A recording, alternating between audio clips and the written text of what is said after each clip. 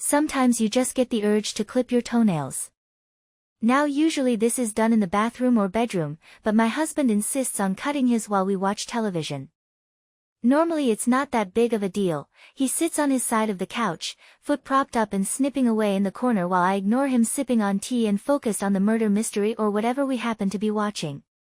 But a few weeks ago, the scales tipped towards chaotic. He lost his grip on the clippers and they fell into the nether regions of the couch. I see him sticking his hands in the sides and underneath the cushion. Finally pausing the movie, I asked what's the issue. I can't find my toenail clippers. He states it as if it's the last pair in the world. He starts taking all the cushions off and feeling deep into the crevices of the faux leather. I pull away the coffee table so he doesn't bump it and spill my drink. Can you just order another pair online or stop by the store tomorrow? I ask, wanting to get back to the relaxing evening. I'd been pulling 10-hour days and looked forward to shutting down in the evenings and basically being mush on the couch. But his mind was focused on one thing, the item taken from him, snatched from his presence by the couch void. He tilted the couch a little forward. There was a hole in the fabric underneath the cats had clawed many years ago. Thinking this would allow him to reach the clippers, he stuck his hand inside. No joy, his hand was too big.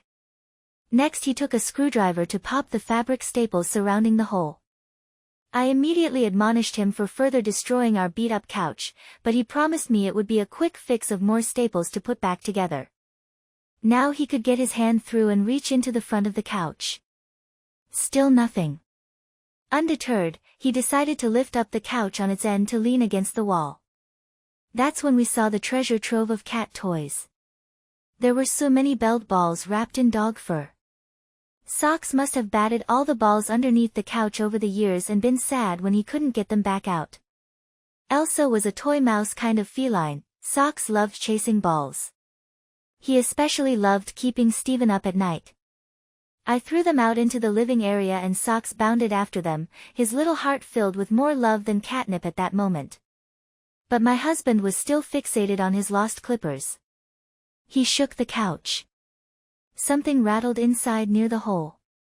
It's there, I just can't get to it. Get me a flashlight. He shined that beam of hope into the couch, and lo and behold a metallic glint smiled back at him from the depths of the darkness.